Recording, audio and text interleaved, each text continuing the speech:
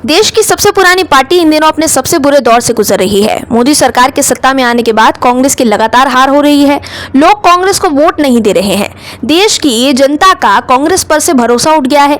वहीं पार्टी के नेताओं का भी अब कांग्रेस पर भरोसा उठता जा रहा है। इसका नतीजा ये हो रहा है कि पार्टी के बड़े नेता इस्तीफा देकर बीजेपी में शामिल होते जा रहे हैं।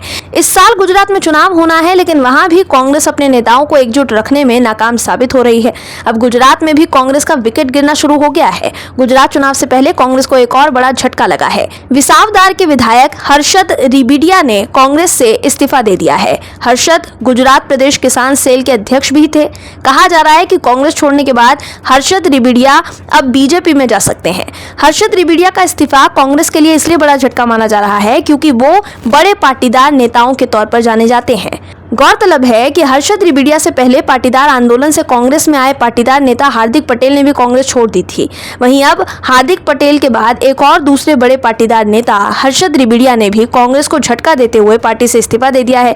बता दें कि इससे पहले भी चर्चा थी कि हर्षद बीजेपी में शामिल होने वाले हैं, लेकिन उन्होंने इन खबरों का खंडन किया था।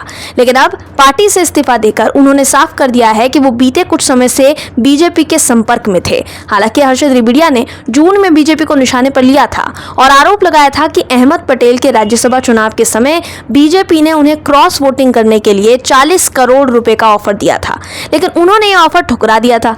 इससे पहले वो दावा कर रहे हैं कि वो कांग्रेस में ही रहेंगे, बीजेपी में शामिल नहीं होंगे। हालांकि उन्होंने अब कांग्रेस से इस्तीफा दे दिया है और अब उनके बीजेपी में जाने की चर्चा है। आपको बता दें कि विसावदार सीट जहां से हर्षद विधायक बने थे वो पहले बीजेपी के खाते में थी। इस सीट से बीजेपी नेता केशुभाई पटेल जीते थे, लेकिन हर्षद ने केशुभाई को हरा दिया था, जिससे ये सीट कांग्रेस के पास चली गई थी। लेकिन अब बीजेपी से सीट छीनने वाले हर्षद कांग्रेस छोड़कर बीजेपी में जाते हैं तो ये सीट एक बार फिर से बीजेपी के खाते में जा सकती है।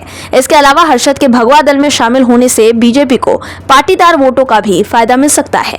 Bureau report, OMH news. और भी वीडियोस देखने के लिए चैनल को सब्सक्राइब करें और बेल आइकन को दबाएं।